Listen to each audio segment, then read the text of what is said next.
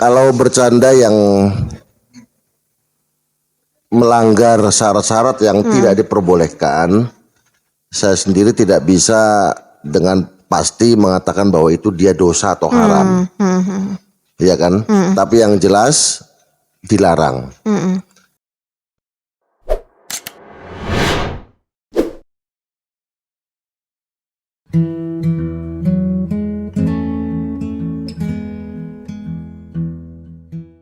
Assalamualaikum. Waalaikumsalam warahmatullahi wabarakatuh. Kayaknya masih sibuk ya Kang Lutfi tadi. Iya, masih ada temen tuh baru datang, jadi saya mau tinggal juga nggak enak kan. Iya. Jadi saya nunggu teman saya ini namanya pulang.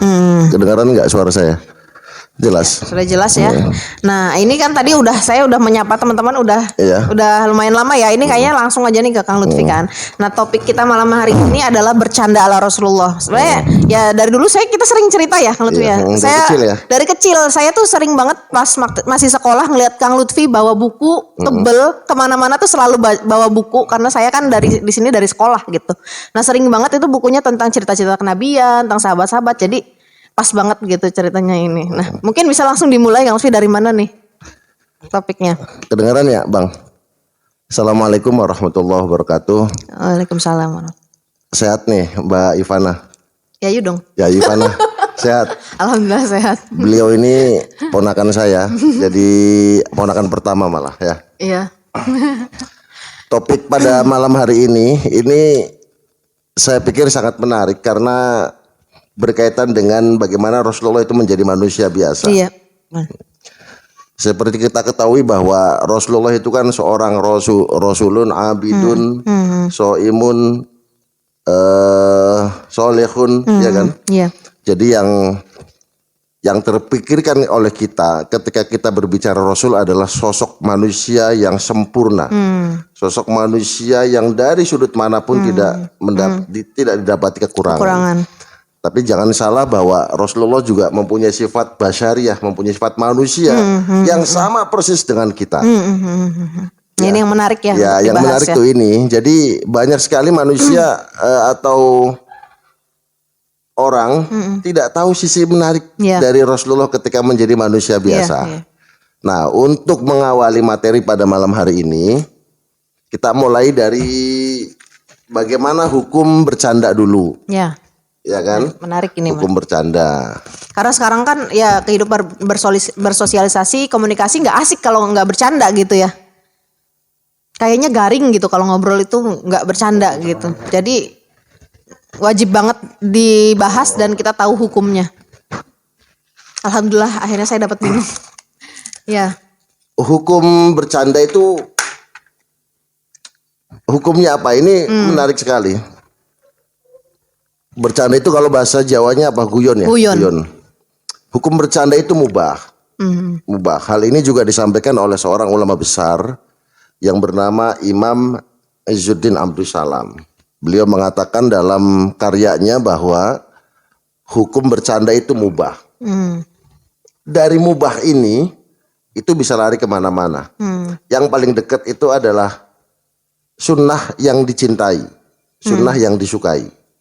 Sebagaimana halnya Imam Nawawi dalam kitabnya Al-Adhkar itu, beliau menerangkan bahwa hukum bercanda itu mubah, tapi bisa berubah menjadi sunnah yang dicintai. Ya, ketika guyonan itu membuat orang lain senang. Iya. Jadi kalau membuat orang lain senang, maka hukum bercandanya adalah sunnah. Mustahab ya, dicintai. Itu dari segi hukum. Karena menyenangkan orang lain ya. Dan kita ketahui bahwa bercanda itu adalah sesuatu yang tidak bisa dihindari dalam kehidupan. Orang kalau serius terus stres loh, Mbak Yayu Ivana. Iya kan? Betul. Tapi garing. Iya, orang serius terus juga nggak baik. Orang bercanda terus juga itu dilarang sama Kanjeng Nabi. Makanya ada seorang ulama yang bernama Umar bin Abdul Aziz, seorang khalifah besar. Yang mengundang pada masa Bani Umayyah ya. Itu mengatakan bahwa kalau ada orang yang kebanyakan guyon, maka dampaknya ada dua. Yang pertama adalah hatinya akan mati. Yang kedua adalah menimbulkan rasa dendam. Berbahaya itu ya. Makanya jangan sering-sering guyon itu, ya. Iya. Paham ya Mbak Yayu, Mbak Yayu. Jadi hukumnya adalah mubah, tapi bisa bergeser ke mustahab atau sunnah yang disukai ya. Nah, dan guyon itu juga tidak selamanya dilarang, tidak selamanya boleh. Ada beberapa guyon yang diharamkan, dilarang ada. Contohnya apa ini? Ya, contohnya ketika ada orang takziah, ya kan, terus kita guyonan di tengah-tengah orang takziah, ya kan, atau ngece yang matinya, wah ini kan itu nggak boleh. Jadi guyon itu tergantung suasana. Jadi kalau suasananya itu kayak lagi sedih atau terkena musibah, kita nggak boleh guyon di sana, karena Nabi Muhammad melarang. Jadi guyon-guyon yang diperbolehkan adalah guyon yang bisa menimbulkan hati orang lain senang. Itu sunnah, hukumnya adalah sunnah. Nah ini hukumnya aja kita harus tahu nih, karena kita kan tidak bisa terhindar dari berkomunikasi dengan orang lain, bercanda gitu yang Lutfi ya. Nah tapi yang menarik itu tadi soal guyon yang kayak misalnya gini, kalau di sekarang gini kan banyak nih konten-konten yang isinya itu guyon gitu ya Kang Lutfi ya. Isinya tuh melucu lah. Salah satunya misalnya ngeprank gitu. Kira-kira dulu tuh ada gak sih kayak mengerjain orang lain kayak gitu, dan bagaimana hukumnya gitu? Ngeprank itu sudah ada sebenarnya. Pasti sudah ada ya. Pasti sudah ada. Cuman bahasanya aja yang sekarang baru muncul ya. Muhammad pernah ngeprank loh. Oh iya. Ini loh. Kehebatannya Kang Lutfi sampai tahu gitu cerita. Gimana ini ceritanya? Ngeprank bahkan gini ya. Jadi hukum saya berangkat dari hukum bercanda dulu. Tadi hukumnya adalah mubah, karena Rasulullah pun sendiri dalam hadisnya mengatakan bahwa ketika ada seorang sahabat yang bertanya, ini hadis riwayat Abu Hurairah, bertanya, ya Rasul, kamu kan seorang nabi, apakah kamu juga guyon dengan kami semua? Jawaban Kanjeng Nabi, ya tentu saya akan guyon dengan kalian, tapi guyonku adalah guyon yang benar. Ini dalil dari seluruh hampir ulama yang mengatakan bahwa guyon itu hukumnya adalah boleh. Jadi Nabi Muhammad juga siap guyon. Gitu. Iya. Nah, tentang guyon tadi, Nabi Muhammad juga pernah guyon di beberapa kesempatan, baik kepada sahabatnya maupun kepada istri-istrinya. Nanti saya bahas ya, sahabatnya dulu baru istrinya. Boleh. Justru yang menarik tuh di istrinya nanti. Iya, kayaknya ada romantis gimana gitu ya. Karena nih perlu Bang tahu ini ya. Mencandai seorang istri itu adalah sesuatu yang sangat baik. Sampai Nabi Muhammad pernah bilang begini. Selain zikrul maut, semua pekerjaan itu adalah sia-sia kecuali 4 perkara. Catat ya. Ini buat status besok nih. Buat status. Selain pekerjaan zikrul maut, semua pekerjaan adalah sia-sia kecuali 4 perkara. Yang pertama adalah belajar memanah, yang kedua adalah belajar berkuda, yang ketiga adalah belajar berenang, dan yang keempat adalah mencandai seorang istri. Subhanallah. Jadi kalau misalnya ada orang mencandai seorang istri, itu adalah langsung baper. Perkara yang sangat disukai oleh Kanjeng Nabi tentunya. Nah, jadi punya pasangan dibahas ya nanti. Punya pasangan yang humoris harus disyukurin ya. Harus. Jadi kalau lihat pasangan itu, kalau misalnya serius-serius amat, putus aja. Nah, tuh Mbak, lain. Ini gimana? Nyarinya yang kayak gimana? Ya. Kalau kita bicara guyon Rasulullah dengan sahabat, Rasulullah juga pernah ngeprank. Pernah ngeprank, ya. Pernah ngeprank. Contohnya begini. Ada salah seorang sahabat yang mukanya itu kurang ganteng. Mukanya kurang ganteng. Dia itu lagi jualan di pasar, tahu-tahu dari belakang itu dirangkul sama Nabi Muhammad, hayu, ya kita kerjain sama anak-anak kecil aja. Iya. Sering nggak gitu, abang-abang? Iya. Merangkul dari belakang, terus yang di depannya itu merasa siapa ini gitu kan? Nabi Muhammad juga pernah begitu, siapa hayu katanya. Itu kan ngeprank kan namanya. Iya. Terus Nabi Muhammad sepersekian detik itu tidak mengakui bahwa dia itu Rasulullah. Jadi sehingga sahabatnya kan kesal, ini siapa ini main peluk dari belakang aja. Lalu ketika tahu bahwa di belakang Rasulullah, malah sahabat tadi itu malah semakin menempelkan badannya pada Rasulullah. Sengaja nempelin gitu. Iya. Ya karena Kanjeng Nabi kan gitu. Iya. Dan Nabi Muhammad tidak berhenti sampai di situ ya Yuvana. Bahkan Nabi Muhammad itu bilang ke orang-orang, ayo siapa yang mau jual budak ini, siapa yang apa namanya, ayo saya mau menjual budak, siapa yang mau beli katanya. Iya. Itu kalau umumnya orang ya kesel ya, tapi karena Rasulullah ya apa namanya nggak ada yang marah lah. Lalu sahabat yang di dekatnya itu bilang, ya Rasul, kalaupun iya saya benar-benar jadi budak dan engkau jual, tidak mungkin laku. Karena harga saya murah. Apa jawaban Kanjeng Nabi? Harga kamu murah di hadapan manusia, tapi harga kamu mahal di hadapan Allah Subhanahu wa taala. Artinya, pranknya Kanjeng Nabi pasti endingnya adalah suatu kebenaran. Tadi Kanjeng Nabi bilang, saya akan bercanda dengan kamu, tapi bercandanya saya adalah sesuatu yang sifatnya benar. Nah, gitu. Luar biasa ya. Aduh, ngebayanginnya tuh udah kayak yang gimana gitu ya, membayangkan pada saat itu. Dan kita tahu bahwa kurang deket ya. Dan kita tahu bahwa bercanda itu pasti menimbulkan tertawa, ya kan? Orang tertawa, orang senyum, dan kita boleh dalam Islam jelas sekali bahwa kita boleh tertawa, boleh tersenyum. Yang tidak boleh kan sampai mengeluarkan suara. Jadi kalau ada ngakak ya itu ngakak, itu mawal ngakak, tahu ngakak? Saya tadi ketawa, ini gimana? Ya, Nabi Muhammad dalam hidupnya nggak pernah apa namanya, nggak pernah ketawa ngakak ya. Paling maksimal itu sampai kelihatan gerahamnya. Ya, Nabi Muhammad tuh kalau ketawa yang paling maksimal itu gerahamnya kelihatan, itu sudah maksimal. Ya, penasaran tuh kira-kira apa yang bikin beliau tertawa sebegitunya? Ya pernah ya, soalnya gini. Ini ada cerita sehingga Nabi Muhammad tertawa sampai gerahamnya itu kelihatan. Tapi itu bersuara nggak? Enggak bersuara. Nabi nggak bersuara. Ya apa ya? Ya senyum aja. Senyum. Ini enggak? Ya Yufana. Tidak mengeluarkan suara enggak, ya. Kan? Nah jadi gini, ini ada cerita yang Nabi Muhammad sampai tertawa sampai gerahamnya itu kelihatan. Kalau geraham kan gigi yang paling belakang. Iya. Kalau gigi yang paling belakang, otomatis Nabi Muhammad saking itu lebarnya mulut pun aja, saking lebarnya mulutnya beliau membuka kan sampai kelihatan. Apa namanya? Jadi suatu hari Nabi Muhammad kan mau perang Uhud ya. Kita perlu tahu bahwa ketika Nabi Muhammad perang Uhud, Nabi Muhammad itu pasti meninggalkan istri-istrinya dan bibi-bibinya dalam satu rumah. Jadi istrinya, dan karena perempuan kan nggak boleh ikut perang, jadi meninggalkan istrinya dan bibinya di rumah. Lalu Nabi Muhammad mengutus salah satu sahabat untuk menjaga, gitu kan? Ya ngerti ya? Ngerti abang-abang, mbak-mbak.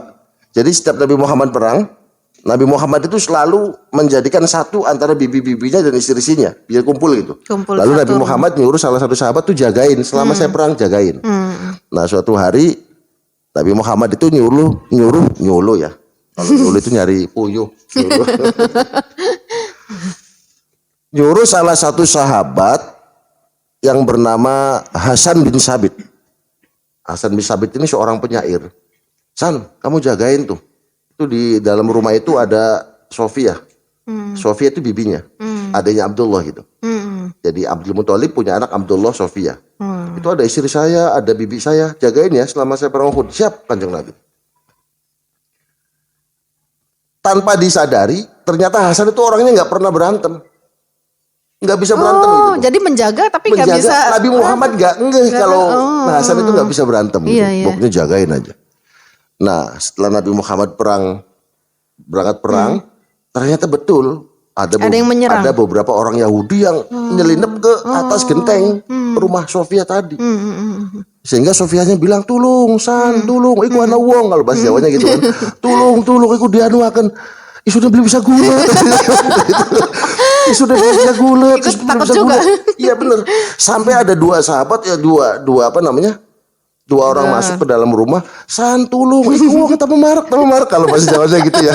Lebih sedep kayaknya pakai bahasa Jawa ya. Iku marak, mana lunga kata Sofianya gitu kan. Beli bisa gulet dari jauhan lu beli bisa gulet gitu. Ya udah kalau begitu pedang yang kamu bawa tolong ikatkan ke tangan saya, kata Sofianya, biar saya akan melawan. Si Hasan tak gitu tuh. Kenapa nggak bilang dari awal kalau? Kenapa nggak bilang dari awal? Bener ditanyain sama Sofia. Kamu kok nggak bisa berantem? Apa jawaban Hasan? Kalau saya bisa berantem, saya nggak mungkin jaga rumah ini. Saya akan ikut perang Uhud. Oh, iya betul juga sih. Gitu logikanya masuk ya. Iya. Akhirnya pedangnya itu ditaruh di ikat Sofia. Lalu Sofia melawan orang Yahudi dan berhasil terbunuh. Ya Allah. Makanya bibinya Rasulullah yang tercatat dalam sejarah pernah membunuh seorang Yahudi adalah Sofiyah bin Abdul Muthalib. Luar biasa. Ini detail cerita yang juga kadang kita nggak tahu ya. Oh iya Luar dong. biasa. Ini bayar nih sebenarnya. Ini gratis aja. Ini. Gratis aja. Bunuh kan, akhirnya mati. Itu geger-geger orang Yahudinya begini di kampung orang Yahudi. Ternyata penjaganya luar biasa katanya. Karena nggak tahu kalau itu Sofia gitu. Iya. Saking gak nyangkanya. Saking nggak nyangkanya. Tadi saya nyerang rumahnya Sofia, ternyata penjaganya itu luar biasa katanya. Ini Hasan dapat image dapet bagus angin, ini. dapet angin gitu ya. Akhirnya jadi Yahudi itu akhirnya mundur karena menyangka penjaganya tuh hebat, padahal Sofia itu istrinya Kanjeng Nabi. Udah kepepet itu ya, gimana lagi gitu. Nabi Muhammad itu pulang, lalu Sofia cerita yang terjadi ketika Rasulullah berangkat, cerita bla bla itu Nabi Muhammad sampai ketawa gitu. Nah itu, wah sampai bukan suara ya, tapi sampai terlihat gerahamnya, karena lucu gitu, karena Hasan yang nggak bisa ngapa-ngapain populer di kalangan Yahudi sebagai penjaga yang hebat. Itu salah satu ini ya. Nah itu bukti bahwa guyon itu sudah ada semenjak zaman Nabi. Ngeprank sudah ada ya. Sudah ada, bahkan apa namanya Rasulullah manusia biasa kok. Rasulullah itu manusia biasa proses kok. Artinya gitu. Cuman ya itu apapun yang dikatakan Rasulullah ketika guyon itu pasti benar, tidak mungkin bohong. Dan ada etikanya lah gimana supaya betul. tidak menyakiti orang lain gitu ya. Nah buat teman-teman ayo dipersiapkan pertanyaannya, nanti kita akan bahas. Nah kan kita fokus dengerin ceritanya Kang Lutfi nih. Nah bagaimana, mungkin ada Kang Lutfi ada beberapa cerita yang dari sahabat dulu deh gitu. Selain tadi yang sudah diceritakan ya, bagaimana sih, apa sih cerita guyon lainnya yang pernah dilakukan Rasulullah bersama sahabatnya gitu. Ya harus diulik nih. Iya, saya nggak pakai ini dah. Ya udah pakai ini, udah masuk. Guyon itu kita bahas tentang hukum lagi ya. Kita back dulu ke belakang dulu. Bahwa banyak sekali zaman sekarang itu guyon itu yang sebenarnya tidak diperbolehkan oleh Rasulullah. Kayak banyak yang malah jatuhnya membuli, jelek-jelekan gitu ya. Guyon tapi dengan tidak menjadikan dia jati diri yang aslinya juga nggak boleh. Misalnya ada cowok pura-pura jadi cewek kan di TV ya, itu banyak jadi gimmick lah itu pura-pura ya. jadi cewek itu nggak boleh sebenarnya. Untuk untuk membuat orang saya tawa, tidak berani mengatakan haram. Kalau haram kan saklek dogmatis. Cuman nggak boleh. Kalau kita bicara nggak boleh, pasti itu kan bertentangan dengan ajaran. Jadi kalau guyon yang di TV-TV itu, yang misalnya menjadikan perempuan banci-bancian, itu nggak boleh itu sebenarnya. Meskipun cuman untuk misalnya satu scene itu gitu ya. Iya. Itu ya, pokoknya jangan berubah menjadi wujud yang bukan aslinya diantaranya itu. Terus jangan menyakiti orang kalau guyon itu. Jangan membuat takut. Ini yang paling sering nih, abang-abang santri, mbak-mbak santri membuat takut. Maksudnya apa? Ngumpetin barangnya orang sehingga orang itu gelagapan. Apa itu gelagapan? Sehingga orang itu panik kan, ngumpetin barangnya orang itu nggak boleh mbak-mbak ya. Jadi ngumpetin barang-barang yang mempunyai sifat takut gitu. Pokoknya guyon yang diperbolehkan itu adalah guyon yang membuat orang lain tersenyum. Yang menyenangkan lah ya. Sebaik-baiknya orang adalah orang yang membuat lain bahagia dan tersenyum. Catat ya. Catat buat status. Iya dong. Nah, tadi juga ada sebelum live ini berlangsung kan saya biasa bikin Q&A tuh Kang Lutfi. Apa itu? Jadi kolom yang bisa diisi, nanti esok teman-teman ada yang mau ditanyakan silahkan nanti biar dibahas di live. Nah salah satunya juga kaitannya dengan ini langsung sampaikan aja ya dari Deva tadi. Bagaimana kayak di zaman sekarang itu kan ada stand up komedi. Stand up komedi ya tujuannya juga bercanda, menyenangkan orang lain, tapi kadang-kadang mungkin ada beberapa bagian di antaranya itu bukan fakta gitu. Mungkin tidak bermaksud untuk berbohong gitu ya. Tapi bukan fakta, itu kira-kira bagaimana hukumnya? Menurut Imam Nawawi langsung saja nih. Memberikan guyon tanpa didasari oleh fakta yang benar, maka itu hukumnya nggak boleh. Contoh, saya ambil contoh. Ini kadang-kadang guyonan abang-abang ini kadang-kadang nggak kerasa, tapi sebenarnya nggak boleh. Jadi saking enaknya guyonan gitu. Misalnya ada seorang yang di alam akhirat nanti dia itu pas mau masuk surga gampang sekali karena malaikatnya tertidur. Gitu kan sering ya. Itu nggak boleh itu. Karena mensifati makhluk lain yang kamu belum tahu pastinya dengan sifat yang salah. Gitu ya. Mau masuk neraka kok keluarnya masuk neraka gampang karena Malaikatnya lagi tidur. Malaikat-malaiknya sebelah sono katanya. Iya. Itu nggak boleh itu. Nggak boleh. Nah itu mengarang cerita yang mengarang kita tidak tahu cerita, mensifati sesuatu yang kita belum ketahui, maka hukumnya adalah kabar bohong. Dan itu nggak boleh. Makanya stand up comedy itu kalau dari perspektif Imam Nawawi itu nggak ada yang benar. Salah semua itu. Iya. Imam Nawawi di sini bukan Imam Nawawi Al-Bantani ya. Imam Nawawi itu ada dua. Ada Imam Nawawi Al-Bantani dengan Imam Nawawi di masanya. Nah itu. Oh, jadi memang ya tergantung apa konteksnya sebenarnya. Pokoknya yang berbau kebohongan ataupun tidak sesuai fakta itu memang tidak boleh ya gitu. Oh, iya. Nah, guyonan yang menyakiti hati orang lain, guyonan yang membuat orang lain takut itu nggak boleh. Kayak sering kali kan kayak guyonnya tuh apa namanya body shaming gitu ya kaitannya dengan fisik gitu kan tujuannya itu menyakiti orang lain tuh jelas nggak boleh ya. Nah oke, pertanyaan nanti boleh mulai langsung dikumpulin ya karena di sini kebetulan sinyalnya kurang bagus jadi tidak muncul, nanti langsung dari abang-abang aja bisa di screenshot gitu ya. Nah sekarang beralih ke tadi cerita, udah bisa beralih belum nih Kang Lutfi ke guyon kepada istri ini karena ini menarik juga. Gini. Jadi tadi sudah saya sampaikan bahwa Rasulullah itu kalau guyon itu bener, ya kan? Contohnya begini nih, saya satu lagi nih, guyon yang kelihatannya ini cuman bener gitu tuh. Suatu hari ada beberapa orang perempuan yang menanyai tentang masalah kepada Kanjeng Nabi. Jadi geruduk ke rumah Kanjeng Nabi ingin bertanya tentang sesuatu. Mungkin karena Kanjeng Nabi kan orangnya fleksibel, baik, jadi orang juga tenang gitu tuh. Sehingga di depan Kanjeng Nabi juga mereka ribut gitu. Kalau perempuan kan di mana-mana ribut ya. Jadi karena Kanjeng Nabi itu orangnya fleksibel, orangnya bisa menghormati perempuan, sehingga mereka berani dalam konteks bukan celuntang ya, tapi saking enaknya sama Kanjeng Nabi sampai ribut di depan Kanjeng Nabi pun mereka berani. Wow, perempuan kan di mana-mana ribut. Nah, lalu datang Assalamualaikum Umar. Tok Umar, itu perempuan yang ribut di depan Kanjeng Nabi berhenti ketika ada ketokan Umar. Sehingga Kanjeng Nabi bilang, "Hei Umar, ini perempuan ternyata lebih takut kepada kamu," katanya, daripada kepada saya. Alasannya apa? Katanya. Terus punten, kalau nggak salah malah Umarnya kalau nggak salah yang tanya, "Kamu kok pas saya datang kok pada diem di depan Kanjeng Nabi kok ribut?" Lalu Kanjeng Nabi bilang, "Demi Allah, aja maning wong setan kamu dini gitu." Bahasanya begitu. Dan faktanya iblis takut memang takut. Itu kan guyon Kanjeng Nabi ya. Iya. Aja maning manusia ya Umar. Setan pun takut sama kamu. Ketika ketemu di jalan akan lari. Itu guyonan Kanjeng Nabi. Tapi apa? Sesuai faktanya ya. Sesuai faktanya. Nah itulah ya. Paling itu aja deh yang sahabat. Sebenarnya banyak ini. Yang paling fenomenal itu adalah siapa? Nabi Muhammad juga tukang guyon, juga pernah diguyoni, pernah ngerjai, juga pernah dikerjai gitu. Ya kayak kita. Ya ngerjai, juga pernah dikerjai. Iya. Dikerjai sama siapa itu? Ya ada seorang sahabat yang bernama Nuaiman. Ini kan fenomenal ya. Nuaiman itu tiap hari ketemu Kanjeng Nabi, tapi setelah ketemu Kanjeng Nabi pulang dari Kanjeng Nabi mabuk. Oh. Kebiasaannya ironis mabuk. Ya? Ironis. Jadi ketemu Kanjeng Nabi, setelah pulang dari rumah Kanjeng Nabi mabuk di rumahnya. Nuaiman namanya. Makanya sahabat itu yang paling gemes sama Nuaiman karena Kanjeng Nabi senyum aja sama Nuaiman. Sehingga pernah digeruduk rumahnya itu. Sampai saya penggal kamu kepalanya Nuaiman. Kamu deluk-deluk sekali kata Umar.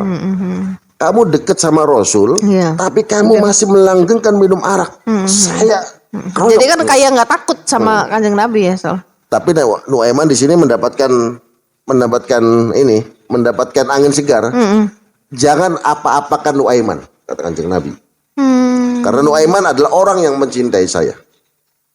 Makanya seiseng apapun Nuaiman, itu nggak pernah Umar itu berani. Ada yang berani. Nggak berani. Oh, kok bisa? Ya contoh gini, Nabi Muhammad diisengin coba sama Nuaiman. Diisengin. Jadi Nuaiman itu lapar ceritanya. Pas tengah-tengah lapar tahu-tahu ngandegaken wong dagang kalau bahasa Jawanya. Ya. Jadi ada orang jualan di depan Ada bakso masjid. lewat lah. Ada Mang Rosid lewat, bakso lewat. Tahu-tahu Nuaiman itu ngandek, stop. Pesan loro. Ngomongnya begitu. Pesan loro setelah si penjual itu lagi bikin bakso 2, Nuaiman itu masuk ke Madinah karena ada Kanjeng Nabi di dalamnya. Rasul pengen makan enggak? Oh iya, ayo makan bareng. Saya lagi pesan 2 katanya. Akhirnya bakso itu kan dibawa kan, ayo makan. Nabi Muhammad makan, Nuaiman makan. Lalu si tukang bakso itu Mang Rosidnya kan nagih. Ya mana nagih aja. Kata Nuaiman nagih mana katanya. Sehingga Rasul bilang, kamu belum bayar. Loh, apa jawaban Nuaiman waktu itu? Anda adalah seorang pemimpin, seorang rasul. Bakso tidak mengayomi rakyatnya katanya. Tega sekali saya yang bayar katanya. Bisaan ini ya, yang bisa. ngomongnya. Sampai Kanjeng Nabi tertawa, lalu Kanjeng Nabi itu mengeluarkan uang, ya udah ini coba bayar. Tapi Muhammad dikerjain ya. Itu dikerjain. Itu Nuaiman. Ini Ya, sampai Rasulullah wafat itu Nuaiman nggak pernah berhenti mabuk.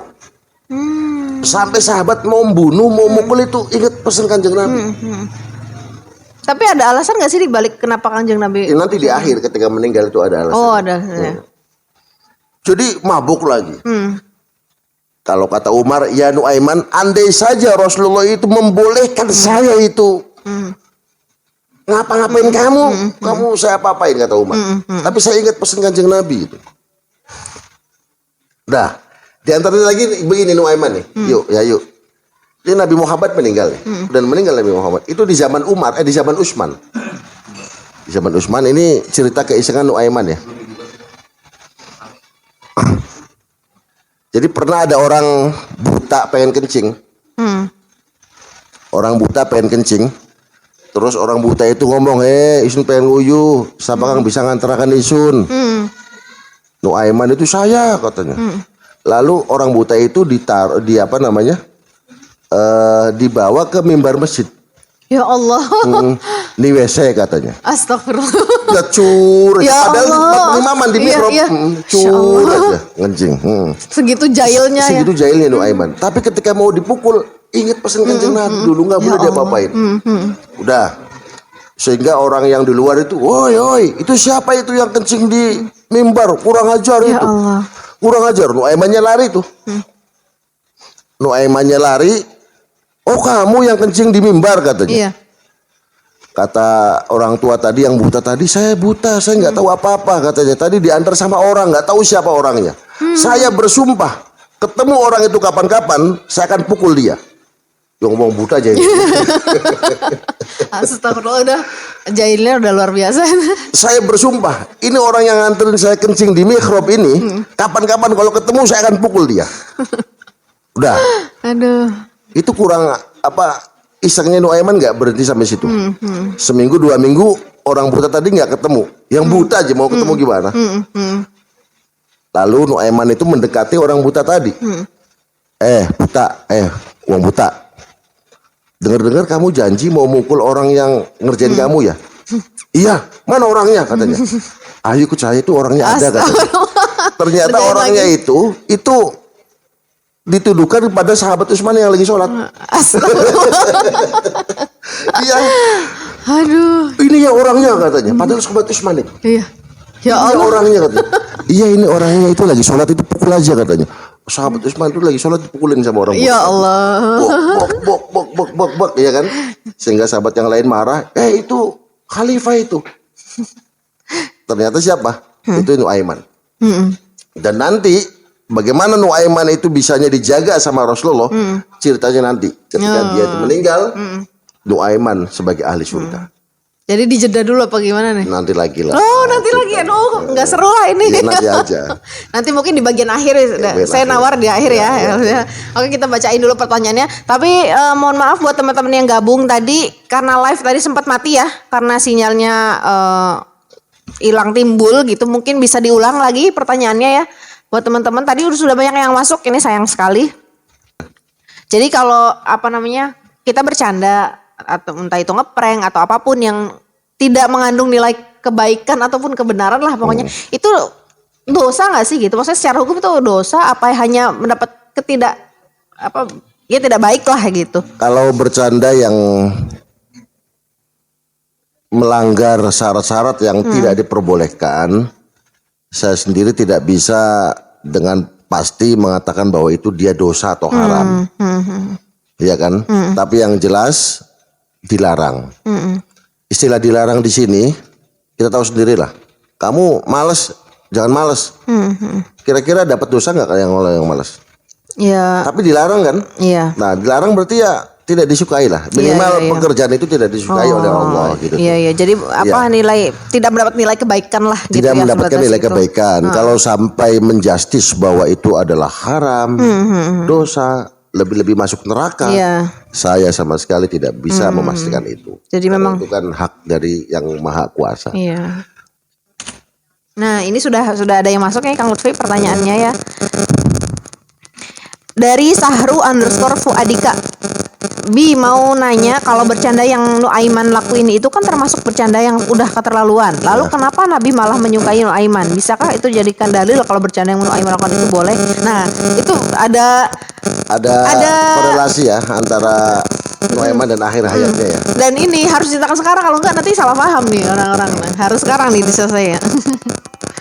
Nuaiman itu adalah sahabat yang iseng, tapi Nabi Muhammad melarang sahabatnya untuk membalas keisengan Nuaiman. Alasannya apa? Nabi Muhammad selalu bilang bahwa Nuaiman ini orang yang mencintai saya, katanya. Orang yang mencintai saya. Dari segi apa nih kita belum tahu ya, mencintai. Next time aja deh. Aduh, sekarang aja dong. Next time aja. Nanti bisa kayak tadi tuh. Tapi yang jelas keisengan Nuaiman jangan dijadikan rujukan ya. Kita itu boleh ngencingin pemimpin, jangan itu isengan. Itu sebagai itibar contoh bahwa di zaman Nabi ada orang yang iseng kayak Jadi gitu. ditahan ya teman-teman, jangan langsung mengambil kesimpulan bahwa itu dibenarkan. Pastinya enggak sih, cuman ini hanya sekedar cerita yang belum selesai biar penasaran kata. Kalau tadi kan Nabi Muhammad diisengin ya. Iya. Sampai Nabi Muhammad dikerjain, coba bayangin. Pol kan berarti Nuaiman ini namanya. Suruh bayar. Suruh bayar katanya. Orang mana bayarnya kok itu kan Nabi Muhammad, coba bayangin. Nah, Nabi Muhammad juga pernah iseng. Pernah iseng sama sahabatnya itu ketika Sayyidina Ali ya. Ketika Sayyidina Ali. Jadi Nabi Muhammad itu yang paling suka makan itu korma. Korma, dan beliau itu tidak pernah memakan bijinya. Selalu bijinya dikumpulkan. Bijinya dikumpulkan. Jadi makan. Jadi suatu hari iring-iringan, apa bahasanya iring-iringan bahasa Berdampingan. Berdampingan. Berdingan sama Sayyidina Ali. Prokbing. Nabi Muhammad makan, taruh. Sayyidina Ali juga makan, tapi tanpa diketahui oleh Nabi Muhammad, bijinya Sayyidina Ali itu ditaruh di biji Nabi Muhammad gitu. Sayyidina Ali makan, digabung bijinya sama punya Nabi Muhammad. Nabi Muhammad, gabung Nabi Muhammad. Sehingga bijinya Nabi Muhammad kan banyak. Lalu Sayyidina Ali bilang di akhir itu, "Ya Rasul, Anda lapar sekali ya? Itu bijinya banyak banget," katanya. Lalu Kanjeng Nabi bilang, "Kalau saya sih mending yang dimakan itu kormanya, nggak sampai bijinya. Kamu itu bijinya aja nggak ada, berarti kamu makan sampai bijinya," katanya. Kamu lebih lapar daripada saya. Itu bukti kecerdasan Rasulullah. Ketika kerjain balik gitu. Iya benar-benar. Saking cerdasnya Rasulullah ya, sampai bisa langsung mematahkan candaan tadi. Sampai Kanjeng Nabi itu ya nanti di masalah istri itu. Nah ini ada dari Maimunah Fadilah, guru terlove katanya, terus sama emotik love. Sehat selalu Kang katanya. Amin. Ada juga dari Sarung BPC_Salatiga, fans garis tegak Maha Guru Lutfi NZ masuk katanya. Jangan masuknya aja Bang, nanya-nanya ya. Kalau tadi sempat hilang silahkan diketik lagi. Pokoknya nggak boleh keluar sebelum selesai ini. Nah ini tadi udah masuk. Dari Sarung BPC_Salatiga tadi nih ya. Salam hormat, saya mau tanya, kami perwakilan mungkin ya dari Sarung BPC Salatiga bertanya, bagaimana cara merangkul tawa kepada agama selain Islam seperti yang dicontohkan Nabi Muhammad, Kang Lutfi? Merangkul tawa, maksudnya mungkin bercanda dengan yang agamanya berbeda dengan kita gitu ya. Ya. Yang jelas begini, yang namanya membuat hati senang itu bukan hanya kepada sesama, tidak memandang agama kepada lain agama pun Rasulullah menghormati, ya kan? Menghormati. Dengan kata lain, kalimat menghormati ini bisa sepenuhnya kita pahami bahwa Rasulullah itu menghormati segala-galanya. Menghormati segala-galanya. Nabi Muhammad nggak pernah maksa kok tentang apa? Tentang beragama, tidak pernah maksa. Memaksakan orang untuk memeluk agama Islam Tidak gitu pernah, tidak pernah maksa. Kita gini, banyak orang salah menafsirkan tentang ayat yang lakum dinukum waliyadin itu apa? Ya, ayat untukmu agamamu. Enggak, ayat apa tuh? Surat Qul ya ayyuhal kafirun. Kuliah ayyuhal kafirun la a'budu ma ta'budun terus wala antum a'biduna ma a'bud wala ana a'budu ma a'badtum wala antum a'biduna a'bud lakum dinukum waliyadin. Itu asbabun nuzulnya tahu enggak Yayu? Cerita. Walaupun udah tahu kan kita cerita bareng-bareng. Yang benar. Padahal belum tahu juga. Artinya banyak orang salah memahami bahwa untukmu agamamu, untukku agamaku itu secara kontekstual. Mereka tidak memahami secara latar belakang kenapa ayat ini turun gitu. Jadi orang kafir itu, ini saya melenceng jauh ya dari tema, cuman nggak apa-apa ya. Nggak apa-apa ya. Orang kafir itu ketika menggoda Nabi Muhammad, mengganggu Nabi Muhammad itu sudah lelah, sehingga mereka itu nyerah, pasrah. Mereka itu golongan-golongan orang kafir itu mendatangi kanjeng Nabi. Akhirnya begini, ya Rasul udah gini aja deh katanya.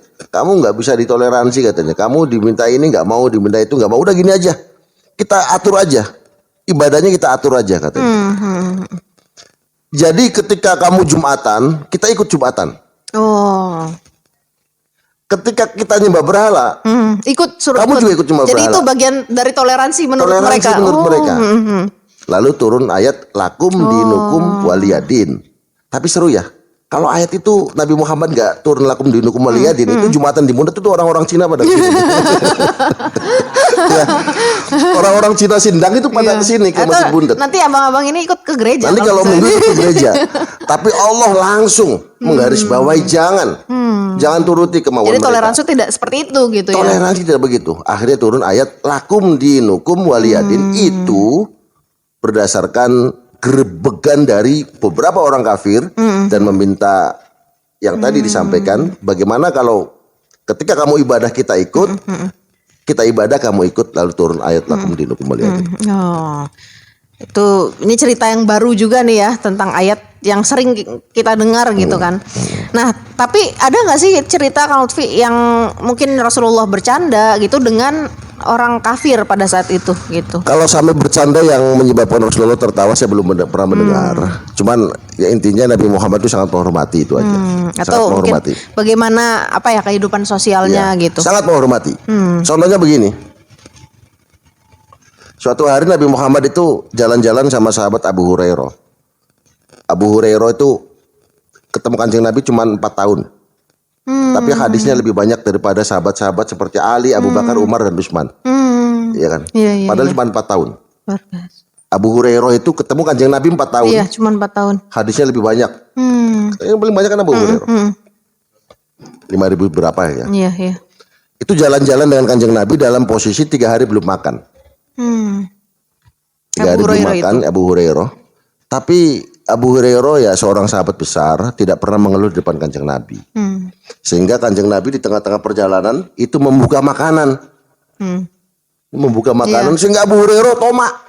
Pasti saya dikasih gitu. Kita gitu ya. Lalu Nabi Muhammad tolong panggilkan orang tua yang rumahnya di pinggir Masjid Madinah. Dia orang Yahudi. Non Islam dia. Bukan Muslim dia. Panggilkan. Dia belum makan. Tolong makanan ini buat dikasihkan. Orang tua yang rumahnya di pinggir Madinah itu. Itu artinya apa? Nabi Muhammad menghormati dari semua sisi, semua lini. Bahkan tidak apa namanya? Tidak melihat sahabatnya yang jelas itu Abu Hurairah tuh dalam hati wah udah. Kalau bahasa kita mungkin gimana gitu ya. Coba aja kalau ya digituin gimana rasanya. Jadi sebenarnya ya tidak perlu memandang kita bagaimana bercanda dengan orang non Islam karena itu kaitannya dengan kehidupan bersosialisasi ya Kang Lutfi ya, bukan beragama gitu. Jadi ya sah saja untuk bercanda gitu ya Kang Lutfi ya. Nah, ini ada komentar lagi dari Hurin Zian F underscore. Yang kedua tadi ya, lanjut dulu Mbak ya. Lanjut dulu aja ya. Iya, lanjut. Sekarang Rasulullah ketika bercanda dengan istrinya. Iya tuh. Tadi saya ada catatan sederhana yang mungkin bisa dijadikan pedoman buat para santri ya. Selain zikrullah, semua pekerjaan adalah sia-sia kecuali 4 perkara. Yang baru masuk nih dicatat. Ya. Selain zikrullah, semua pekerjaan adalah sia-sia kecuali 4 perkara. 4 perkara. Yang pertama adalah berenang, belajar memanah, dan berkuda, dan yang terakhir adalah ketika dia mencandai istrinya. Berarti mencandai istrinya itu adalah sesuatu yang luar biasa. Nabi Muhammad itu kan punya istri yang fenomenal ya, Siti Aisyah. Dia sering sekali menjadi bukan hanya umurnya yang kecil, memang kanak-kanakan yang luar biasa. Dari sifatnya gitu ya. Sifatnya luar biasa. Jadi mungkin enak untuk dicandain Iya. gitu. Sehingga pernah Siti Aisyah itu pernah main-mainan boneka gitu tuh. Terus Nabi Muhammad datang dari dakwah terus tanya, "Kia siapa nok?" gitu. "Kuda," katanya. Jawabnya begitu. "Kin siapa?" Sayapnya itu waktu itu "Ini sayapnya," katanya. Jadi Nabi Muhammad itu tahu bahwa itu adalah boneka berkuda yang mempunyai sayap, tapi pertanyaannya begitu. "Ini apa ya Aisyah?" "Ini kuda ya Rasul." "Ini sini apanya?" "Ini sayapnya." "Nah ini siapa kok begini? Ini gini." Sehingga Nabi Siti Aisyah kesel. "Hei Nabi," katanya, "ya Rasul, sampean pernah nggak dengar bahwa Nabi Sulaiman punya kuda terbang?" "Ya ini maksudnya," katanya. Saking gemesnya Siti Aisyah gitu. Karena Masa nggak tahu gitu masa ya? nggak tahu ini apa katanya. Nabi Muhammad pura-pura nggak tahu sama sosok kuda terbang itu. Sampai Siti Aisyah itu Kesel. dalam bahasa kasarnya kesel lah, dongkol lah sama aja. Ya kesel ya, kekanak-kanakannya itu ya, maksudnya sifat kekanak-kanakannya itu. Saya herannya kalau itu dapat cerita itu dari mana gitu. Ada deh. Saya punya kitabnya. Nah, bisa di-share juga Kang Lutfi. Bisa. Namanya kitab An-Nawadir. Ya, catat nih An-Nawadir ya. Itu tentang cerita tentang unik-unik yang jarang orang ketahui. Seputar kehidupan Apapun. Rasulullah. Oh. Dari masa ke masa. Cerita-cerita yang jarang diceritakan di buku-buku yang lain. Kitabnya An-Nawadir. Iya. Saya punya kitabnya. Kalau abang-abang mau minjem nggak apa-apa. Cuman bahasanya bahasa Arab. Ya, iya. Ada yang mau minjem? Langsung mundur semua kayaknya. Ya kelas mau setahun juga nggak apa-apa di sini. Iya. Oke, ini apa tadi, Tira? Yang kedua tuh yang pertanyaannya yang ikut merayakan. Oh, iya. Nah, ini juga mungkin karena tadi sedikit membahas tentang hubungan dengan non muslim ya kalau ini, jadi ada pertanyaan, ikut merayakan Natal itu termasuk bagian toleransi bukan, Kang? Saya sudah sampaikan kalau nggak salah di Al Khairul TV ya, Mas Fabi ya, beberapa bulan yang lalu bahwa perdebatan tentang Selamat Hari Natal itu adalah masalah musiman. Yang munculnya itu pasti di bulan Desember. Itu pasti musim. Nanti pas Januari selesai lagi, Desember muncul lagi. Itu sudah jelas saya katakan, tidak ada satu teks pun baik Al-Qur'an maupun hadis yang melarang atau menyuruh bahwa kita itu harus mengucapkan Selamat Hari Natal. Itu enggak ada. Jadi tidak yang melarang, tidak ada yang. Lihat aja di pembahasan ada deh di Al-Khairul TV, pembahasan Selamat Hari Natal ada di sana. Nah, bisa dicek ya, Mbak, biar untuk informasi yang lebih jelas karena ada topik khusus yang membahas hal itu ya. Nah, oke, buat teman-teman ini masih banyak sekali yang bergabung, tapi untuk yang pertanyaan tadi sempat terhapus ya, boleh dikirim ulang. Nah, sekarang apa ya? Kalau bercanda itu kan menyenangkan hati orang lain gitu kan. Maksudnya tujuannya itu adalah menyenangkan hati orang lain. Tapi bagaimana caranya, maksudnya kayak kita sebagai manusia biasa lah Kang Lutfi gitu kan, kadang sering juga banyak lalainya gitu. Mungkin buat teman-teman nih mungkin masukan lah gitu ya. Bagaimana sih caranya supaya kita bisa tetap terhindar dari candaan-candaan yang mungkin tidak sesuai dengan apa yang dicontohkan oleh Rasulullah gitu, apa yang mungkin biar nggak kelewatan gitu. Bagaimana gitu caranya? Ya jadi gini, coba ulangi Mbak tadi ulangi.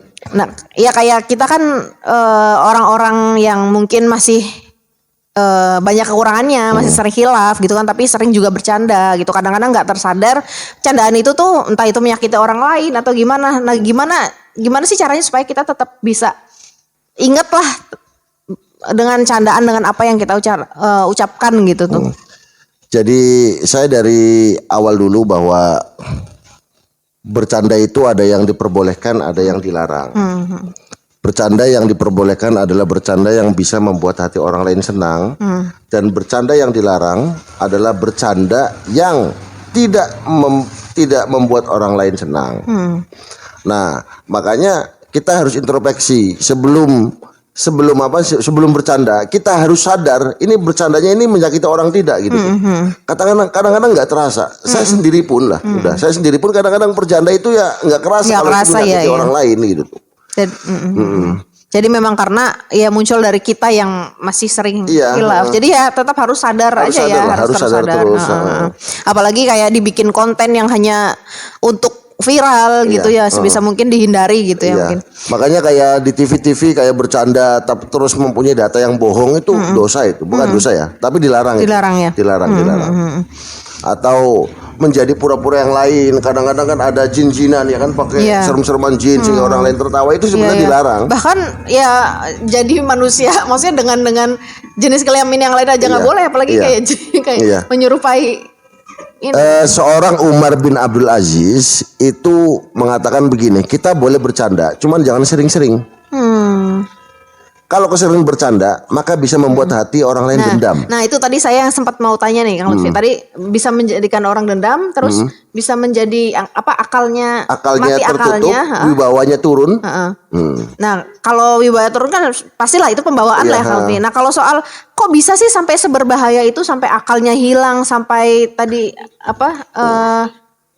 hatinya hilang. Sampai ya itu bagaimana kok bisa gitu? Atau jadi mungkin ada ceritanya gitu. Saya ambil dari makan dulu ya. Nabi Muhammad itu pernah bilang bahwa kalau makan jangan banyak-banyak. Kalau sudah banyak itu sebenarnya bukan makanan yang masuk, tapi setan yang masuk. Jangan sampai kemelakaran. Jangan sampai bersendawa. Iya, mahwal kemelakaran. Kemelakaran terlalu mangan atau gitu ya. Jadi jangan sampai jangan sampai terlalu kenyang. Jangan sampai terlalu kenyang sehingga membuat bersandawa. Karena sejatinya itu yang dimakan itu bukan makanan-makanan yang baik, tapi makanan-makanan yang terisi oleh setan. Makanya ketika abang-abang itu makan kenyang udah selesai, kalau dipaksakan itu setan yang masuk. Begitupun bercanda. Ya. Yang paling bagus tuh senyum ya, tersenyum, jangan sampai mengeluarkan suara. Ketika orang lain itu tertawa dan menimbulkan suara, itu sejatinya bukan mereka yang tertawa, tapi setan yang masuk. Kalau setan sudah masuk ke dalam tubuh kita, otomatis setan itu sudah menutup segala sesuatu kebaikan. Pasti merusak ya. Pasti merusak akal kita. Iya. Makanya tertawa jangan kenceng-kenceng, jangan mengeluarkan suara. Saya dari tadi ketawa terus gimana? Ya, kalau ketawa mengeluarkan suara yang lirih-lirih nggak mungkin ini ya. Yang ngakak tuh, itu yang ngakak itu nggak boleh. Jangan sampai. Jadi setannya masuk dalam tubuh kita sehingga menutup pikiran kita. Nah, tapi kalau misalnya memang profesinya jadi komedian itu gimana kira-kira? Nah, itu perlu dibahas tuh dalam maksud masail. Iya ya. Karena pastinya ibaratnya karirnya, kehidupannya itu pasti harus membuat konten-konten yang candaan terus-menerus lah gitu kan. Jadi orang yang kayak pelawak-pelawak gitu yang sampai kebangetan gitu ya. Sebenarnya mereka itu pikirannya daripada asal dia itu nggak merubah iman gitu. Itu yang salah kan begitu. Oh iya. Asal kita tetap iman, Islam, ihsan tetap gitu kan. Selagi itu tidak tergoyahkan apapun nggak masalah. Jadi perempuan pun nggak apa-apa. Itu jadi ini sebenarnya salahnya di situ. Iya. Saya yakin mereka yang begitu itu punya prinsip daripada mending masih Islam gitu. Padahal nggak boleh itu. Iya. Harus tetap memperhatikan aspek-aspek yang Islam larang dan perbolehkan lah gitu ya. Jadi perlu dibahas lebih lanjut ya nih kalau soal bagaimana kayak pelawak yang kesehariannya memang harus membuat konten-konten candaan gitu ya. Apalagi bukan hanya pelawak sih, sekarang banyak konten kreator yang isinya tuh ngeprank ya nggak sih?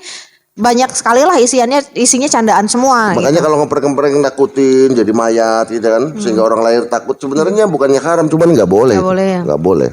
Dan membahayakan juga. Membahayakan. Ya saya juga sering kayak dengar temen gitu kan, dia tuh karena dibercandain sama temennya, ditakutin sama apa ya, benda yang dia takut itu sampai jatuh dan setengah lumpuh atau gimana gitu ya. Itu kan bahaya sekali gitu ya.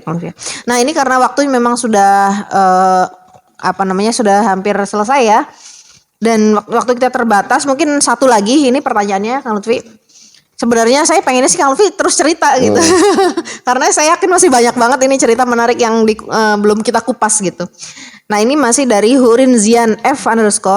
Maaf ya Kang jika keluar dari konteks, pertanyaannya merayakan hari Valentine dalam Islam itu boleh apa enggak sih Kang? Ini kayaknya mau nyiapin beli coklat nih kayaknya yang nanya. Nanti ini enak nih buat dibahas ya, karena ini Februari harus ada. Apa next time aja ya? Next time bisa. Nih buat panitia dijadwalkan. Nggak jauh dengan ini kok, nggak jauh dengan menyebutkan hari Natal. Hari Natal yang jelas-jelas menyebut, yang jelas-jelas apa namanya, kaitannya dengan agama gitu ya. Itu masih khilaf kan. Kalau ini kan hanya apalagi ini budaya yang mungkin berasal dari sana gitu ya, bukan. Saya tahu persis kok ceritanya Valentine. Bagaimana kan awalnya seorang pendeta ya, Santo Valentino kan, yang dihukum pancung ya. Yang dihukum mati di tanggal 14 Februari kan, karena dia itu menikahkan seorang kekasih. Ya kan, sehingga dia dihukum di tanggal 14 Februari. Makanya itu apal saya cerita Valentine. Next time. Nah ini panitia karena ini berhubung mau 14 Februari, jadi sebelum teman-teman bertanya-tanya nih, boleh nggak merayakan, kan Valentine kan nggak hanya harus sama pacar kan, kalau pacar nggak boleh nih. Saya juga tahu persis kok sejarahnya bagaimana Februari jadi 28 hari kan. Terus. Iya. Malam apa nih berarti malam Rabu selanjutnya? Malam Rabu lah. selanjutnya. Ya cuman ini gambaran sedikit kan. Dulu kan ada seorang raja Agustinus kan. Agustinus itu seorang raja sehingga bulannya 30. Dia itu akhirnya ngambil hari di bulan Februari. Akhirnya Agustus yang tadinya 30 menjadi 31. Sehingga ketika Agustinus itu mati, maka diganti sama Raja Julius. Raja Julius juga bilang, saya juga bisa kayak Agustinus. Akhirnya ngambil lagi satu hari dari Februari. Makanya Julinya 31, Agustus 31, Februarinya 28. Itu cerita fakta asli atau cerita ini kali ya? Itu bisa dibahas nanti. Fact or fiction. Fact or fiction. Oke. Udah barangkali udah. Ya tadi udah pertanyaan terakhir ya. Terima kasih buat teman-teman yang sudah stay. Nah, katanya ada bonus pertanyaan dari tim media. Wah, kalau tim media sih susah nolaknya nih karena mereka yang membantu kita memfasilitasi acara ini. Apakah Allah pernah bercanda? Wah, ini pertanyaan yang Allah itu pernah bercanda. Allah itu pernah bercanda dengan makhluknya. Bahkan ada kata-kata ini kan, kata-kata bijak, nggak tahu ini dari mana, bukan hadis ya. Allah itu menciptakan manusia cantik itu ketika Allah tersenyum. Itu kan bahasa-bahasa sederhana. Cuman ini membuktikan bahwa Allah juga pernah bercanda. Pernah bercanda. Buktinya pada kasus begini. Udah nanti lagi aja deh. Ada tanggung. Nanti lagi aja biar penasaran. Jadi, tapi intinya pernah ya? Iya pernah. Bikin penasaran dulu katanya tim media. Pernah. Allah menciptakan perempuan, Allah menciptakan makhluk yang cantik atau yang ganteng ketika Allah itu tersenyum. Ketika menciptakan Henry gimana ini? Ketika Allah menciptakan Henry bagaimana? Ini ada satu lagi gimana? Gimana? Satu lagi ya. Ya, satu lagi penutup. Dari Muhammad Kiki Padilah, istri saya pernah sampai nangis Kang gara-gara dipenjanain tentang mantan saya. Lama-lama jadi baper. Gimana tuh Kang? Gimana?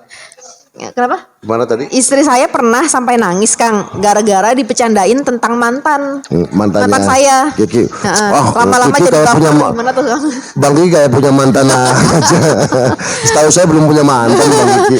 Jadi pertanyaannya ini bener atau enggak dulu ya? Ya sekali lagi, bercanda itu sebenarnya boleh asal membuat hati orang lain senang. Tapi ketika dia nangis, tapi setelah nangis dia senang, sebenarnya nggak masalah aja. Nggak masalah lah. Kita jangan dibuat rumit, nggak apa-apa kok. Jangan dibuat serius.